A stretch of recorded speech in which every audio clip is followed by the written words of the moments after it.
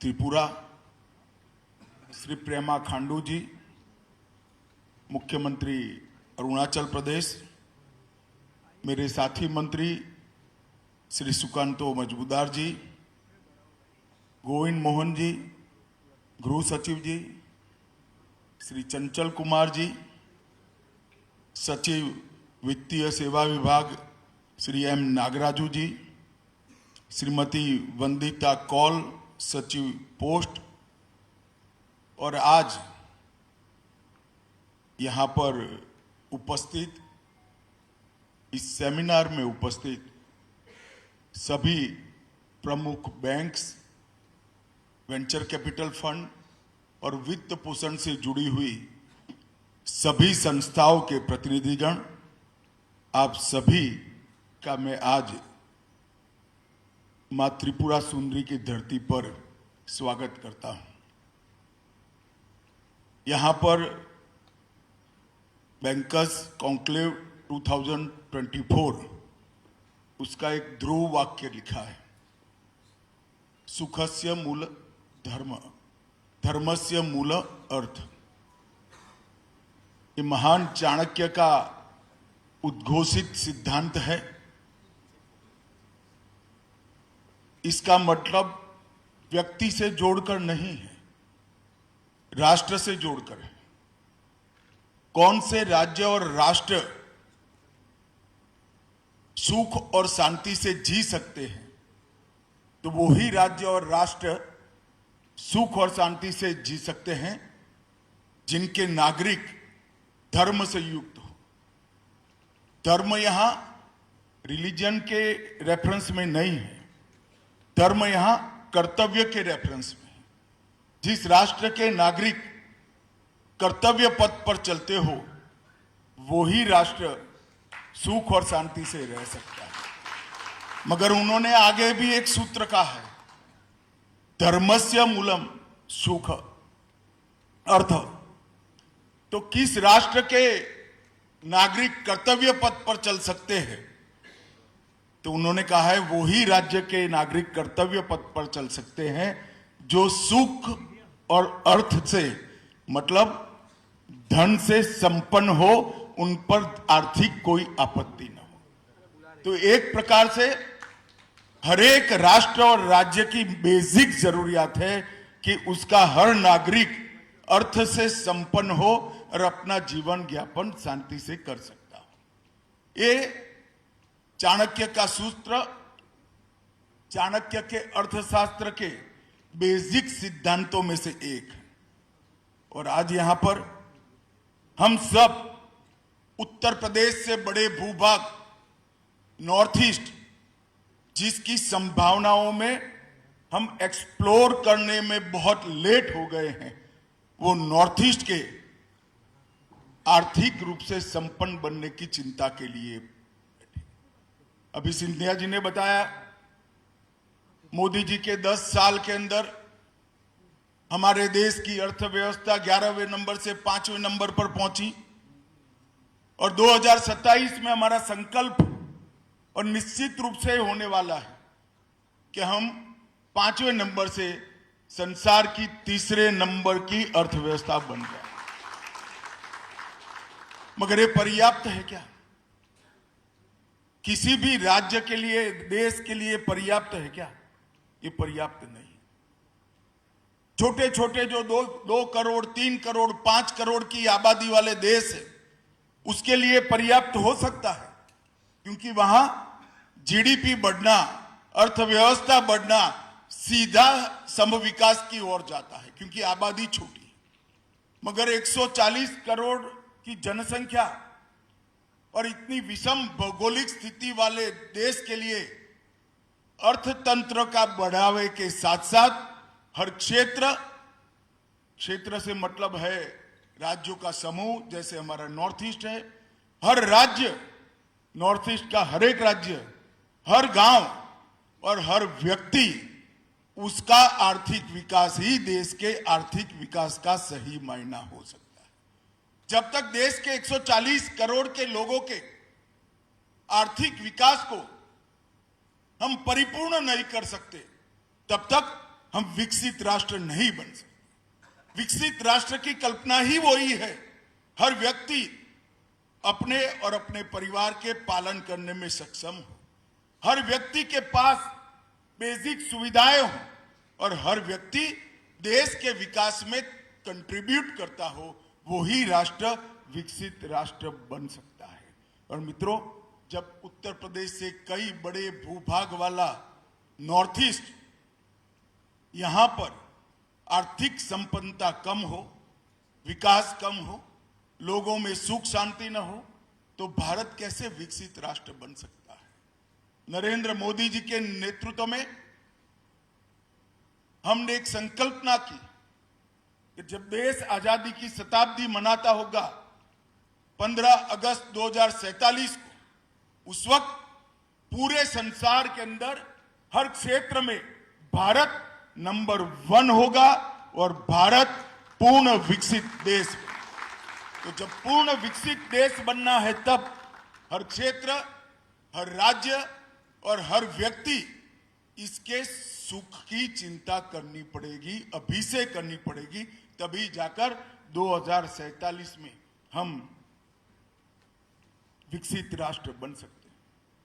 यहां पर आज की कॉन्क्लेव का विषय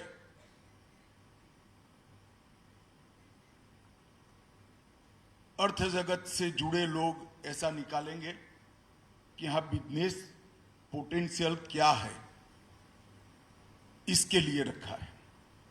मगर मैं आज आप सभी को कहने आया हूं कि आज की कॉन्क्लेव का विषय आपका फोकस बढ़ाने के लिए तो है ही, परंतु साथ में 10 वर्ष पहले के नॉर्थ ईस्ट और आज के नॉर्थ ईस्ट की अंतर की जानकारी आपको मिले, इसके लिए भी। 10 साल पहले यहां 200 से ज्यादा जनजातीय समूह, अनेक आतंकवादी ग्रुप, हर राज्य में हथियारी ग्रुप और सैकड़ों आतंकवादी घटनाओं से एक क्षेत्र लैस था। और आज 10 वर्ष के बाद मोदी जी के 10 साल के शासन में यहां पर हिंसा में 71% की कमी आई है और नागरिकों के मृत्यु में 86%। 20,000 से ज्यादा हथियारी लोग सरेंडर कर चुके हैं, मेन स्ट्रीम में दाखिल हो चुके हैं और यहां पर अब ये एक्सप्लोर किए बगैर का सभी पोटेंशियल देश के विकास के लिए आप लोगों का राह देख रहा है। और मैं यहां पर जब बैंकिंग वाले होते हैं, बैंक के लोग होते हैं, तब वो आंकड़ों को ही देखते हैं, मुनाफे को ही देखते हैं, ग्रोथ की पोटेंशियलिटी को ही देखते हैं और रिस्क फैक्टर का ही काउंटिंग करते हैं। ये सब तो करिए, इसमें अब कोई ज्यादा आपत्ति नहीं मिलेगी, सब कुछ यहां मिलेगा, परंतु नॉर्थ ईस्ट का विकास हम सबकी राष्ट्रीय जिम्मेदारी है, हमारा दायित्व है। ये समझकर हम कोई भी देश अगर आगे बढ़ना है तो सम विकास होना चाहिए। ये मूल सिद्धांत को हमारे बैंकर्स को भी अपनाना पड़ेगा। मेरा आप सबसे अनुरोध है, संवेदनापूर्ण अनुरोध है, कि नॉर्थ ईस्ट में सिर्फ बिजनेस पोटेंशियल और मुनाफे की दृष्टि से मत देखिए, नॉर्थ ईस्ट को रिस्पॉन्सिबिलिटी की दृष्टि से देखिए। आपकी जिम्मेदारी है नॉर्थ ईस्ट को आगे बढ़ाना। और यहां पर आज अनेक प्रकार का पोटेंशियल पड़ा है, टूरिज्म से लेकर टेक्नोलॉजी तक, एग्रीकल्चर से लेकर एंटरप्रेन्योर तक, फाइनेंस से लेकर फिशरीज तक और बैंकिंग से लेकर बिजनेस तक, हर चीज के लिए फूट फूट कर यहां पोटेंशियल बढ़ा हुआ है। और मैं आपको विश्वास के साथ बताता हूं, मेरे शब्दों पर भरोसा रखना, मैं नाप तोल कर बोलने वाला व्यक्ति हूं। हमारा नॉर्थ ईस्ट विकसित भारत के निर्माण का गेटवे बनने वाला है, क्योंकि यहां पर बहुत पोटेंशियल है। आने वाले 25 वर्ष में नॉर्थ ईस्ट के वित्तीय समावेशन और आर्थिक विकास दोनों दृष्टि से भारत का गेटवे बनेगा, नए कीर्तिमान रिकॉर्ड स्थापित करेगा। आने वाले 25 साल नॉर्थ ईस्ट भारत का विकास का गेटवे बनेगा, पूरे देश का विश्वास का गेटवे बनेगा, और अब मैं कह सकता हूं नॉर्थ ईस्ट निर्यात का भी गेटवे बनने वाला है। ये मैं आगे आपको एक्सप्लेन करूंगा। और इंफ्रास्ट्रक्चर के निर्माण में भी नॉर्थ ईस्ट पूरे रिकॉर्ड तोड़ेगा, इसका मुझे बहुत विश्वास। और आज जब आप सब लोग नॉर्थ ईस्ट बैंकर्स कॉन्क्लेव 2024 के लिए एकत्रित हुए हैं, तो इस जीवंत क्षेत्र के अंदर फाइनेंशियल इंक्लूजन, इकोनॉमिक डेवलपमेंट और विकास, इंफ्रास्ट्रक्चर के विकास के लिए आपकी सहायता चाहिए और आपका संवेदनशील नजरिया चाहिए। मित्रों, कॉन्क्लेव का यहां पर 3 सत्र हुए हैं, 2 हुए, तीसरा शायद अभी होने वाला है। फाइनेंशियल इंक्लूजन पर आपने एक सत्र किया, कृषि और एमएसएमई के क्षेत्रों पर ऋण देने के लिए किया, और तीसरा क्षेत्र की डिजिटल बैंकिंग इकोसिस्टम को इंप्रूव करने के लिए आप सत्र करेंगे। परंतु मैं आज यहां पर आपको कहना चाहता हूं, बैंकिंग सेक्रेटरी भी यहां पर उपस्थित है, रिजर्व बैंक के भी लोग उपस्थित है और देश की सभी प्रमुख बैंक के प्रतिनिधि भी है। क्या नॉर्थ ईस्ट के अंदर फाइनेंस के लिए, किसी भी प्रकार का फाइनेंस हो, इंफ्रास्ट्रक्चर का हो, एग्रीकल्चर का हो, एमएसएमई का हो या पर्सनल लोन का, इसके लिए पैरामीटर्स आपने जो बनाए हैं, रिजर्व बैंक ने गाइडलाइन बनाई है, नाबार्ड ने जो गाइडलाइन बनाई है, वो पूरे देश की गाइडलाइन, वही गाइडलाइन नॉर्थ ईस्ट की होनी चाहिए क्या? कैसे कर सकते हैं? नॉर्थ ईस्ट की और पूरे देश की गाइडलाइन एक नहीं हो सकती। जरूरियात है नॉर्थ ईस्ट के लिए अलग पैरामीटर्स के साथ फाइनेंस की गाइडलाइन। और मैं आज कहना चाहता हूं, secretary banking, chairman NABARD, RBI और एसबीआई की ये जिम्मेदारी है कि एक अच्छे दृष्टिकोण के साथ जो नॉर्थ ईस्ट की अभी की कैपेसिटी है उसको दृष्टिगत रखते हुए एक विशिष्ट प्रकार की गाइडलाइन फाइनेंस के लिए, नॉर्थ ईस्ट के लिए अलग बनाइए। यहां बहुत बड़ा पोटेंशियल पड़ा है और मैं आज आपको बताना चाहता हूं, नॉर्थ ईस्ट हमारे देश का एक्सपोर्ट का गेटवे बनने वाला है। कुछ साल पहले बांग्लादेश और भारत के एनक्लेव्स चेंज कर लिए गए। उस वक्त आजादी के बाद भारत का कुछ हिस्सा बांग्लादेश के अंदर था, बांग्लादेश का कुछ हिस्सा भारत के अंदर था। इसके चलते इंफ्रास्ट्रक्चर के बनाने में और रख रखाव में बड़ी दिक्कत आती थी। मोदी जी ने पहल कर कर आजादी के 75 साल बाद संविधान को सुधार कर बांग्लादेश से वार्ता कर कर बांग्लादेश और भारत के एनक्लेव्स का एक्सचेंज का काम किया।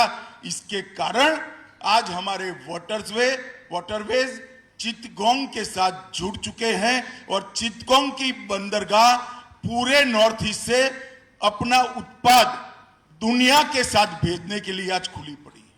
और इसके कारण पहले जो एक प्रकार की एनोमली बनी थी, यहां आबादी कम है, भूभाग ज्यादा है, आबादी कम है तो कंजम्पशन कम है, कंजम्पशन कम है तो मैन्युफैक्चरिंग एक सीमित मात्रा में ही होता है, क्योंकि देश के बाकी भूभाग में भेजोगे तो ट्रांसपोर्टेशन कॉस्ट 12 to 15% आ जाती थी और दुनिया में भी नहीं भेज सकते थे क्योंकि एक भी बंदरगाह नहीं। आज आप नॉर्थ ईस्ट में कुछ भी उत्पादन करो, दुनिया भर का बाजार चिटगोंग बंदरगाह के थ्रू आपके लिए खुला है। ये हमें पूरी इकोसिस्टम को जानकर आगे बढ़ना पड़ेगा और इसके कारण मैन्युफैक्चरिंग में बांग्लादेश का पोटेंशियल बहुत बढ़ चुका है। यहाँ सस्ती बिजली है, सस्ता मैन पावर भी उपलब्ध है और अब एजुकेशन के सारे मायने भी यहाँ पर बदल चुके हैं। एक दृष्टि से सबसे ल्यूक्रेटिव स्थान मैन्युफैक्चरिंग के लिए अपना नॉर्थ ईस्ट बनने वाला है। मित्रों, जब मैं आज यहाँ आया हूँ तब इतना कहना चाहता हूँ कि 10 साल के अंदर नॉर्थ ईस्ट को आर्थिक रूप से पूर्ण विकास के लिए कनेक्टिविटी की क्रांति लगभग पूरी हो चुकी है। स्थानीय संसाधनों का सही उपयोग हो, इसके लिए इसके बाद ही मेरी नेसेक के साथ मीटिंग है। इसरो का उपयोग कर सारे संसाधनों का समुचित उपाय हो, इसके लिए भी बहुत अच्छे प्रोग्राम्स बन चुके हैं। सशक्तिकरण और समावेशी विकास की कई सारी योजनाएं आगे बढ़ी हैं और शांति और स्थिरता भी आई। नॉर्थ ईस्ट को मोदी जी ने इमोशनल, इकोनॉमी और इकोलॉजी, ये तीनों दृष्टि से सक्षम बनाने का काम नरेंद्र मोदी जी ने किया है। और पिछले 10 साल अकेले नरेंद्र मोदी जी 65 बार नॉर्थ ईस्ट में आए हैं और 10 साल में 700 से ज्यादा सेंट्रल मिनिस्टर ने नॉर्थ ईस्ट के अंदर अपनी रात बिताई है। ये बताता है कि भारत सरकार का फोकस क्या है। मित्रों, बैंकिंग के अंदर भारत में ढेर सारे रिवॉल्यूशन 10 साल के अंदर आए। सफल इंसॉल्वेंसी कानून बनाया, मुद्रा लोन, स्वनिधि लोन और 10 वर्ष में 10 लाख करोड़ की बैड रिकवरी को पूरा करने का काम भारत की बैंकों ने किया है। 10 पब्लिक सेक्टर बैंक का 4 पब्लिक सेक्टर बैंक में विलय हमने किया और लगभग जो हमारे पब्लिक सेक्टर बैंक घाटा करते थे 23-24 में 1.5 लाख करोड़ का मुनाफा हमारे पब्लिक सेक्टर बैंक ने किया है और एनपीए 2.8% से नीचे पहुंचा। ये सब तो हो गया, बैंक सक्षम हो गए। अब मेरा मूल सवाल है, जो सक्षम है उसने रिस्क उठाकर फ्यूचर बिजनेस के लिए इन्वेस्ट करना चाहिए या नहीं करना चाहिए। फ्यूचर बिजनेस के लिए इन्वेस्ट करना है तो आपके पास नॉर्थ ईस्ट के अलावे कोई डेस्टिनेशन नहीं है, क्योंकि सिंधिया जी कह रहे हैं कि 10% 12% ग्रोथ है। मैं फ्यूचरिस्टिक दृष्टि से कहने वाला हूं, अगले 10 साल तक एवरेज 20% ग्रोथ से नॉर्थ ईस्ट का विकास होने वाला है। मेरी बात आप मान, ये फ्यूचर बिजनेस को ध्यान में रखकर थोड़ा रिस्क आपको उठाना चाहिए। इसका मतलब है आपकी फाइनेंस करने की सारी पॉलिसी को थोड़ी लचीली बनाकर यहाँ के क्षेत्र, व्यक्ति और उद्योजक को एक अच्छा पैकेज देकर आगे बढ़ाना चाहिए। मित्रों, यूपीआई का भी यहाँ सबसे बड़ा फायदा यहीं पर होने वाला है, क्योंकि इतने बड़े भौगोलिक रूप से विषम क्षेत्र के अंदर जितना यूपीआई का फायदा होगा इतना कहीं पर नहीं।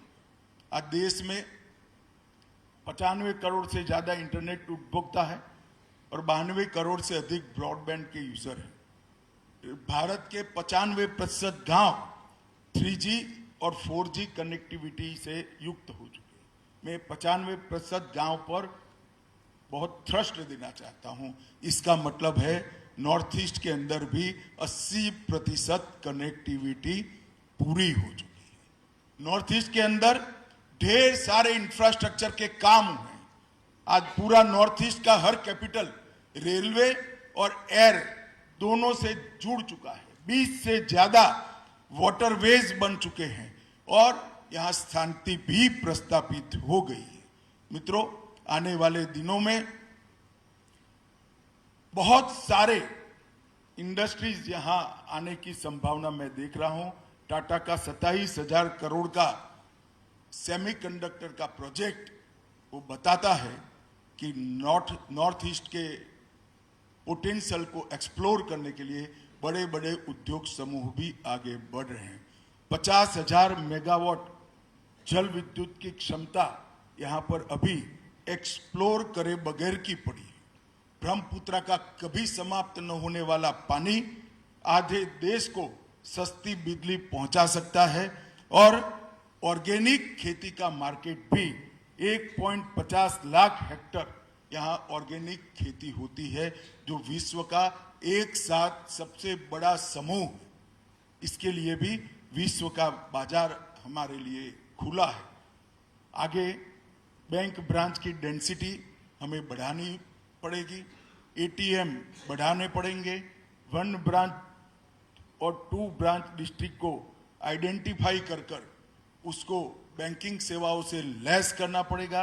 अनबैंक्ड विलेज को आइडेंटिफाई कर पोस्ट और बैंकिंग सेवा से युक्त करना पड़ेगा और सारे डीबीटी नॉर्थ ईस्ट के नागरिकों के पास करप्शन के बगैर पहुंचे और बैंक के माध्यम से वहां विकास भी पहुंचे, ऐसी व्यवस्था करनी पड़ेगी।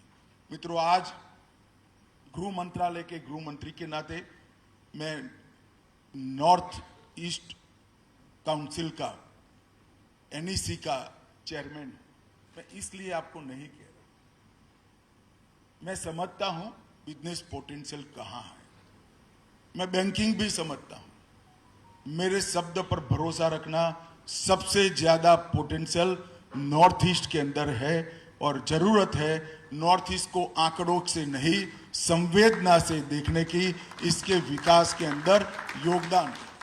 और नॉर्थ ईस्ट के विकास के अंदर योगदान हर बैंक और हर वेंचर कैपिटल के लिए ये बिजनेस का काम नहीं होना चाहिए, राष्ट्रीय दायित्व का काम होना चाहिए। ये समझकर एक सहानुभूति की दृष्टिकोण से ये विकसित हो रहे क्षेत्र को पूर्ण विकसित बनाने के लिए सभी बैंकर्स आए, मोदी जी के हाथ मजबूत करें और नॉर्थ ईस्ट के हर एक राज्य के अंदर के पोटेंशियल का 100% एक्सप्लोर कर विकसित भारत बनाने की दिशा में आगे बढ़े।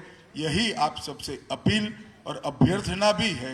मैं फिर एक बार आप सब नॉर्थ ईस्ट के विकास को अपना दायित्व समझिए, ऐसी बात कर मेरी वाणी को विराम देता हूं। वंदे मातरम, भारत माता की जय। धन्यवाद सर आपके मूल्यवान शब्दों के लिए।